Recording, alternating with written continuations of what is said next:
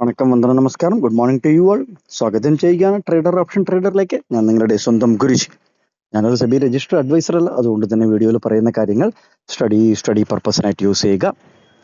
ഇന്ന് video record ചെയ്യുന്ന ദിവസം 2-ാം തീയതി ജൂൺ മാസം 2026. ഇത് 2-3 കാര്യങ്ങൾ നമ്മളിവിടെ ഡിസ്കസ് ചെയ്യാൻ പോവുകയാണ്. ഒരു 6-7 മിനിറ്റ് വീഡിയോ ആകാനുള്ള സാധ്യതകളുണ്ട്. ഫുൾ വീഡിയോ കാണുക, ഫുൾ കണ്ടിന്യൂസ് ആയിട്ട് കാണുക. നിങ്ങൾക്ക് നിറച്ച് ഇൻഫർമേഷൻ ഇതിൽ നിന്ന് കിട്ടും. യാതൊരു തമ്പനയിലും ഇല്ലാതെ നമ്മളിവിടെ പോസ്റ്റ് ചെയ്യുന്ന വീഡിയോ ആണ്. സോ ഇത് വളരെ എഫക്റ്റീവായിട്ട് കാണുന്നവർക്ക് നല്ല ഫ്യൂച്ചറിൽ ലോങ് ടേമിൽ ട്രേഡിങ്ങിൽ സസ്റ്റെയിൻ ചെയ്യാൻ പറ്റും. ആദ്യത്തെ കാര്യം, നിഫ്റ്റി എല്ലാത്തിനും ഫ്യൂച്ചർ എന്ന് പറഞ്ഞ സംഭവം കൊടുത്തിട്ടുണ്ട്. കാരണം ഞാനൊരു ഓപ്ഷൻ ബയർ ആയതുകൊണ്ടാണ് ഈ അനാലിസിസിലോട്ടൊക്കെ കുറേ പോയത്, അകത്തോട്ട് കയറിപ്പോയത്. അങ്ങനെ നോക്കുമ്പോൾ ഫ്യൂച്ചർ ആൻഡ് ഓപ്ഷൻ എന്ന് പറയുമ്പം നമ്മൾ ഫ്യൂച്ചറിന്റെ ചാർട്ടും നോക്കണം, സ്പോട്ടിന്റെ അതായത് ക്യാഷ് പ്രൈസ്, ക്യാഷിൽ ഡീൽ ചെയ്യുന്ന സ്ഥലവും നോക്കണം. ഇതിനകത്ത് നിറച്ച ആൾക്കാർക്ക് കോൺട്രവേഴ്സി ഉണ്ട്. അതായത് സ്റ്റോക്ക് വേറെയാണ്. സ്റ്റോക്കിന് എക്സാമ്പിൾ റിലയൻസ്. ഓക്കെ, റിലയൻസിന്റെ സ്റ്റോക്ക് ഉണ്ടെന്നുണ്ടെങ്കിൽ അതിന് ഫ്യൂച്ചർ ആൻഡ് ഓപ്ഷനിൽ അവർ ട്രേഡ് ചെയ്യും, ഇൻഡെക്സിലും ഉണ്ടാവും. അതിന് എക്സാമ്പിൾ ഞാൻ പറയുകയാണ്. റിലയൻസിന്റെ സ്റ്റോക്ക് നിങ്ങൾക്ക് രാവിലെ വാങ്ങിക്കാം, വൈകിട്ട് പ്രോഫിറ്റോ ലോസോ നിങ്ങൾക്ക് ബുക്ക് ചെയ്യാം. അതിന് ഇൻട്രാഡേ എന്ന് പറയും. അത് ക്യാഷ് മാർക്കറ്റാണ്. ക്യാഷിൽ വാങ്ങിക്കാം, ഹോൾഡ് ചെയ്യാം, നിങ്ങൾക്ക് യാതൊരു പ്രശ്നവുമില്ല. അതിനകത്ത് ഹോൾഡ് ചെയ്യാം, ഒരു ആഴ്ച കഴിഞ്ഞിട്ട് വിൽക്കാം, അങ്ങനത്തെ റിലയൻസിന്റെ ചെയ്യാം. അതേ റിലയൻസിന്റെ സ്റ്റോക്കിനെ നിങ്ങൾ ലോട്ടായിട്ട് വാങ്ങിക്കുകയോ വിൽക്കുകയോ ചെയ്യാം, വാങ്ങിക്കുകയോ വിൽക്കുകയോ ചെയ്യാം. അതിനകത്തും ചെയ്യാം, ഇതിനകത്തും ചെയ്യാം. ഇതിനകത്ത് നിങ്ങൾ ഇൻട്രാഡേ എന്ന് പറയുന്ന സംഭവത്തിനാണെങ്കിൽ, ഓപ്ഷൻ ബയർ ആണെന്നുണ്ടെങ്കിൽ പ്രീമിയം മെൽട്ട് ആകും. ഇപ്പൊ 100 രൂപയ്ക്ക് വാങ്ങിച്ചത് സമയം ആകും തോറും അത് ഐസ്ക്രീം പോലെ മെൽട്ട് ആകും എന്നുള്ളൊരു സാധനമുണ്ട്. അപ്പം ഇതിനകത്ത് നിങ്ങൾ മെയിനായിട്ട് ആലോചിക്കേണ്ടത് അഡ്ജസ്റ്റ്മെന്റ് ഈ FI ഒക്കെ ചെയ്യും. എല്ലാ വലിയ വൻ ടീംസ് ഒക്കെ അഡ്ജസ്റ്റ്മെന്റ് ചെയ്യും. സ്റ്റോക്കിലും അവർ ക്യാഷ് മാർക്കറ്റിലും ഉണ്ടാവും, ഫ്യൂച്ചർ ആൻഡ് ഓപ്ഷനിലും അവരും ഉണ്ടാവും. അപ്പൊ ഇതിന് ഒരു അഡ്ജസ്റ്റ്മെന്റ് അവർ ചെയ്യും. ഇത് സ്റ്റോക്കിൽ. പക്ഷേ ഇൻഡെക്സിൽ ട്രേഡ് ചെയ്യുന്ന ആൾക്കാർ, ഇൻഡെക്സ് എന്ന് പറഞ്ഞാൽ നിഫ്റ്റി, ബാങ്ക് നിഫ്റ്റി, അതേപോലെ ഫിൻ നിഫ്റ്റി, IT, ഇതിലൊക്കെ, അതായത് for example bank Nifty, fin Nifty, mid cap, Sensex, Nifty, ഇതിലൊക്കെ ഓപ്ഷൻ, ഫ്യൂച്ചർ ആൻഡ് ഓപ്ഷൻസ് നോക്കുന്ന ആൾക്കാർക്ക് സ്പോട്ടിൽ നിങ്ങൾക്ക് യാതൊരു ട്രേഡിങ്ങും ചെയ്യാൻ പറ്റൂല. സ്പോട്ട് മാർക്കറ്റിൽ യാതൊരു ട്രേഡിങ്ങും ചെയ്യാൻ പറ്റൂല. ഫ്യൂച്ചറിൽ മാത്രമേ ട്രേഡ് ചെയ്യാൻ പറ്റത്തുള്ളൂ. അതായത് ഫ്യൂച്ചറിനെ മാത്രമേ വാങ്ങിക്കാനോ വിൽക്കാനോ പറ്റുള്ളൂ. ഫ്യൂച്ചറിന്റെ ആ ഒരു സ്ട്രൈക്കിനെ മാത്രമേ വാങ്ങിക്കാനോ വിൽക്കാനോ പറ്റുള്ളൂ.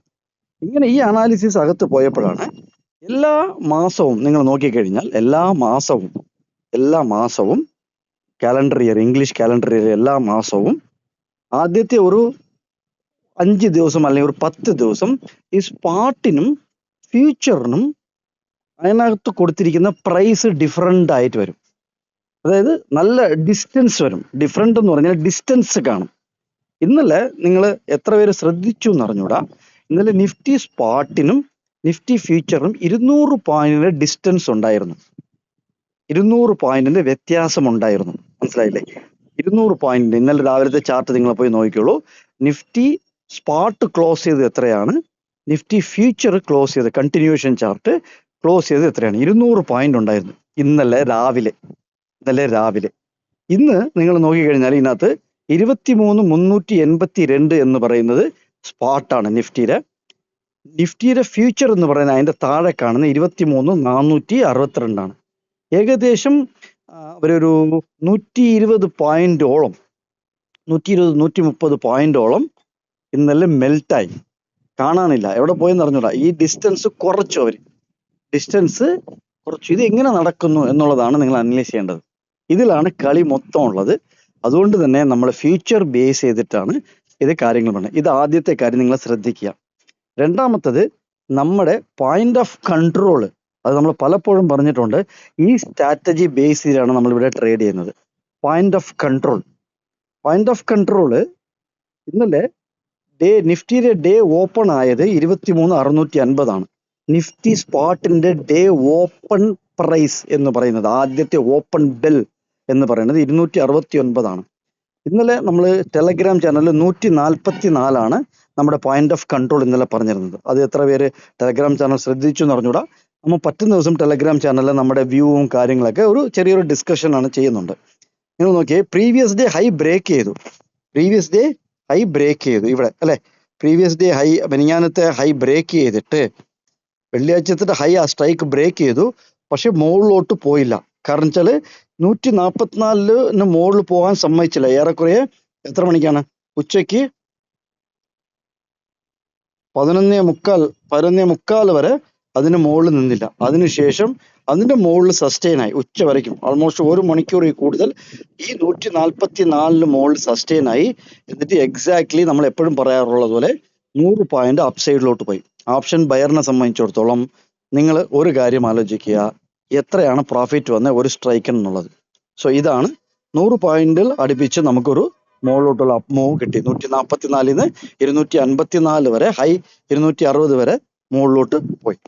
അങ്ങനെ ഈ പോയിന്റ് ഓഫ് കൺട്രോൾ ബേസ് ചെയ്തിട്ടാണ് നമ്മുടെ ട്രേഡിങ്ങും ഡേ ഓപ്പൺ ബേസ് ചെയ്തിട്ടാണ് നമ്മൾ ചെയ്യുന്നത്. ഇത് രണ്ടാമത്തെ കാര്യം.